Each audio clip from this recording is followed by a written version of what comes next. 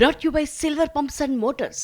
Top quality और consistent performance के लिए सिर्फ सिल्वर पंप्स नाम याद रखना। ప్రభుత్వంపై వ్యతిరేకత విపరీతంగా ఉంది కాబట్టే వెన్నుపోటు దినం నిరసనలకి స్పందన వచ్చిందన్నారు వైసీపీ నేత సజ్జల రామకృష్ణారెడ్డి. అయితే ఆ వ్యాఖ్యలకి కౌంటర్ ఇచ్చారు ఎమ్మెల్యే గంటా శ్రీనివాసరావు.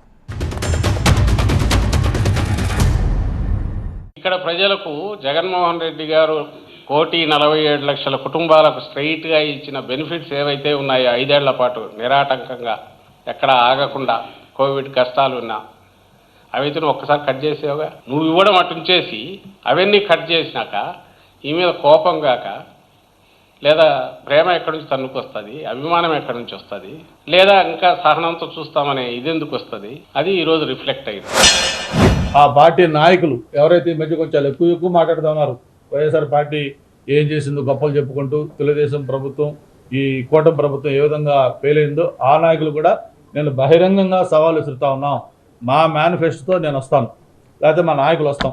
మీ మేనిఫెస్టో ఏదైతే 2019 మేనిఫెస్టోలో మీరు చెప్పారో అందులో మీరు అమలు చేశారో మేము అమలు చేసామో జర్నలిస్ట్ ఫోరం ద్వారా ఒక బహిరంగ చర్చకి మేము సిద్ధంగా ఉన్నాం.